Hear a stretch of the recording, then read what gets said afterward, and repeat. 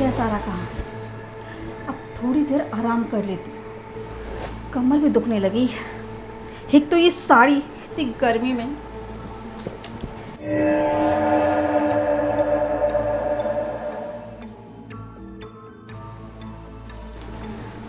साड़ी उतारने के बाद चैन की सांस आती है।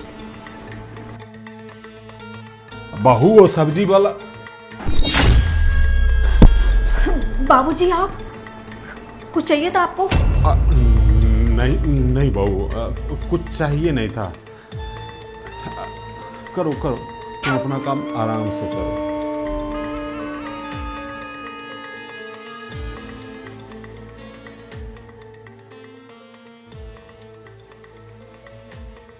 बाबूजी, यहाँ अचानक से ये हो क्या रहा है मेरे साथ में? बाबूजी ने मुझे ऐसी हालत में देख लिया। मैं क्या बोल लेके जाऊंगी उनके सामने? कैसे नजरें मिलाऊंगी उनसे मैं? नहीं नहीं, ये ठीक नहीं हुआ। गलती तो दोनों की है। एक तो मैं लॉक करना भूल गई। कम से कम मुझे कुंडी तो लगानी चाहिए थी। और एक बाबूजी, अरे वो तो बड़े बूढ़े हैं, मुझे आवाज़ ही लगा देते और बिना आवाज़ लगाए अंदर घुस गए। क्या करूं? अरे कि ये है सिर्फ काम काम काम। उनको तो अपनी पत्नी का कुछ ख्याल ही नहीं है। सिर्फ पत्नी ने एक नौकरानी बना के रख दिया मुझे घर की।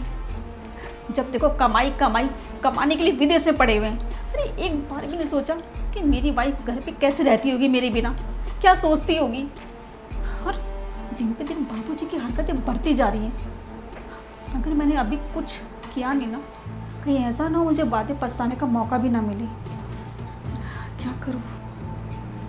एक काम करती हूँ, मैं इनको सब कुछ बता देती हूँ और बोल देती हूँ या तो बाबूजी को गांव भेज दें या फिर मुझे अपने साथ ले जाए। और मैं नहीं रह सकती इनके साथ में। कभी कभी तो नहाने के टाइम पे घर बाथरूम में घुस जाते हैं और उनको हर टाइम पे वही काम याद आता है जो काम मैं करती रहती हूँ। पति को बताना तो ठीक है, फिर एक काम करती हूँ, अभी नहीं बताती हूँ। अगर मैंने उनको अभी बताया तो उनका सारा मूड ख़राब हो जाएगा और मैं नहीं चाहती कि इन बाबूजी की वजह से उनका मूड ख़राब हो जाए। खैर, जो होना था सो हो गया। अब मेरे पास ज़्यादा टाइम भी नहीं है, आराम कर लेती हूँ। फिर शाम को उठ के वही काम करना है, खाना बनाना, चाय बनानी। कमर टूट के मेरी बराबर हो गई है। सिर्फ आराम करना है अभी, और कुछ नहीं।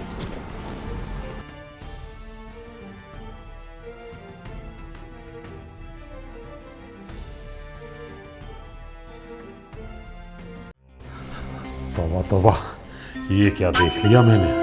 अरे बहू अर्धनग्न अवस्था में थी, लेकिन कुछ भी कहो बहू है लाजवाब।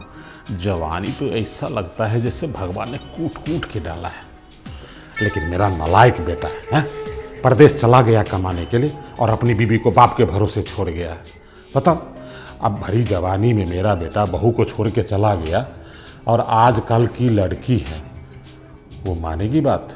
अगर उसको थोड़ी सी ढील दे दूंगा तो ऐसा ना हो कि मोहल्ले वाले के साथ चक्कर चला ले और मेरा नाक कटवा दे। इससे पहले कि बहू मेरा नाक कटवाए, क्यों ना मैं बहू के साथ अपना टाका सेट कर लूँ। हाँ, घर की इज्जत घर में ही रह जाएगी। और वैसे भी मैं भी तो अकेला ही हूँ, बहू भी अकेली है, मैं भी अकेला। अगर दोनों को साथ मिल जाएगा, ये बुढ़ापा बहुत मजे से कटेगा। मन ही मन तो बहुत लड्डू फूट रहा है। अब जरा बहू के मन को टटोल के देखता हूँ। अगर वो मेरा ऑफर स्वीकार कर ले तो फिर तो मेरी बल्ले बल्ले। बहू बहू,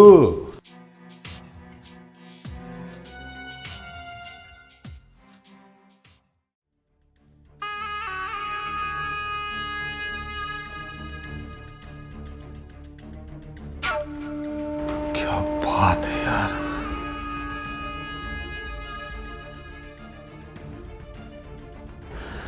बहू सोई हुई कितनी अच्छी लग रही है। मौके का फायदा उठाता हूं।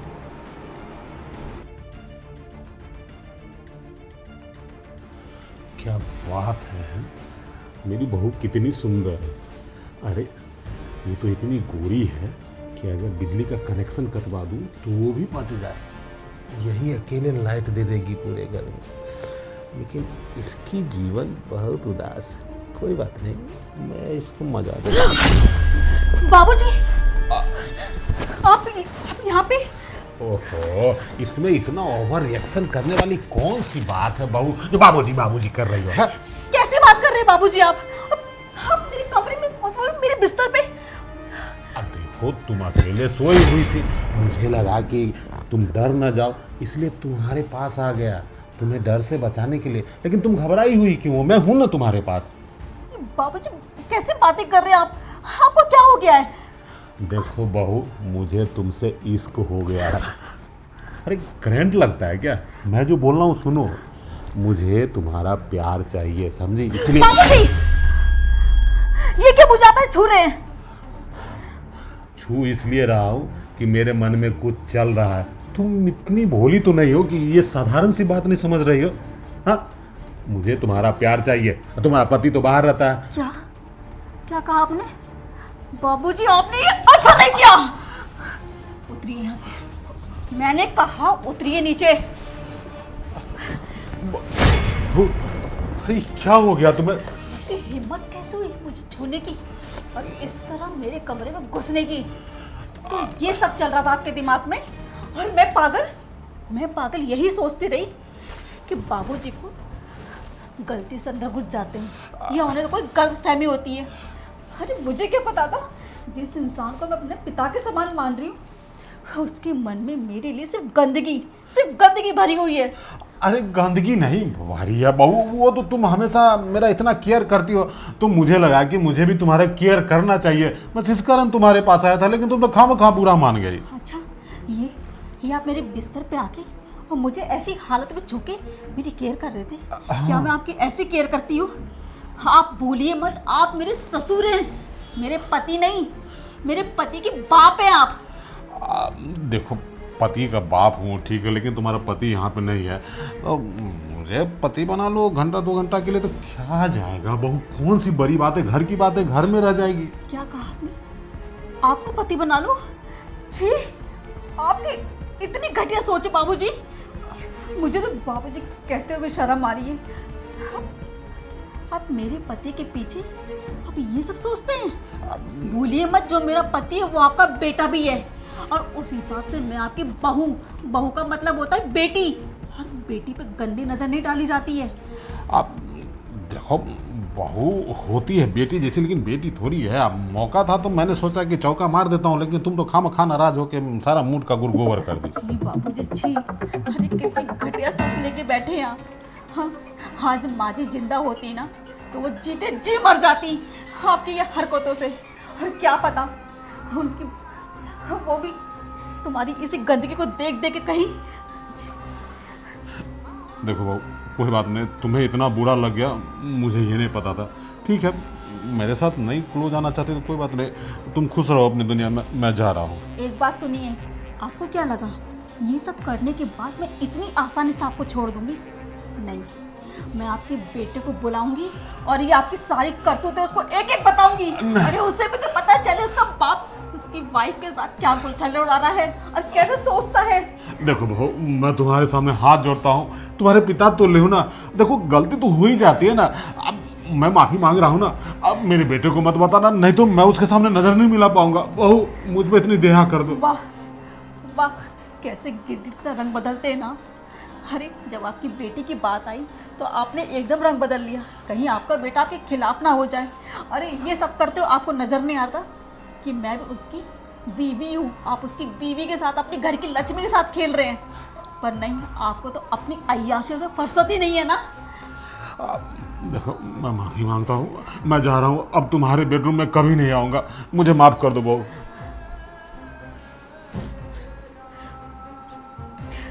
मैं क्या सोचती थी बाबूजी के बारे में और ये सब क्या हो गया। अरे मैं ही पागल थी, मैं सोचती थी बेचारे बूढ़े हैं, नहीं समझ में आता होगा, नहीं दिखाई देता होगा। मुझे क्या पता था एक ऐसे बूढ़े इंसान के दिमाग में इतना शातिर दिमाग भी है। इतना दरिंदा इंसान कैसे हो सकता है कोई? अपनी बेटी जैसी बहू भी इतनी गंदी नजर। भगवान ना करे किसी का बाप या किसी का ससुर ऐसा निकले। हमें इनको ऐसे छोड़ने वाली नहीं है। मैं अपने पति को सब कुछ बताऊंगी। या तो इस घर में बाबूजी रहेंगे या फिर मैं। फैसला होके ही रहेगा। मैं इनके साथ बिल्कुल नहीं रह सकती।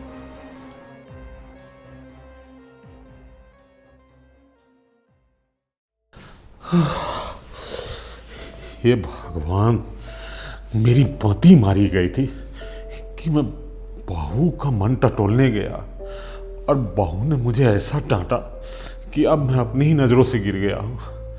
अगर बहू सोसाइटी में किसी को ये बता देगी कि मैं मतलब उसका ससुर ही उसके साथ बदतमीजी करना चाह रहा है तो सोसाइटी वाले तो ऐसे ही ताना मार मार के मुझे मार ही देंगे।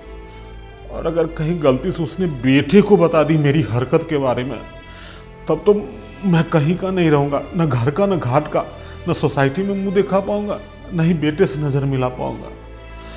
लेकिन शुक्र है प्रभु का कि बहू की मति अच्छी थी और उसने मुझे दुत्कार के भगा दिया और मैं इस गलत कार्य को करने से बच गया। हे प्रभु, तुम्हारा लाख लाख शुक्रिया कि मेरी बहू अच्छी निकली और मेरे भटकाने पे भी वो नहीं भटकी और उल्टे मुझे ही सही रास्ते पे ले आए। लेकिन आपसे वादा करता हूँ मालिक कि मैं भविष्य में ऐसी गलती बिल्कुल नहीं करूँगा। तौबा तौबा।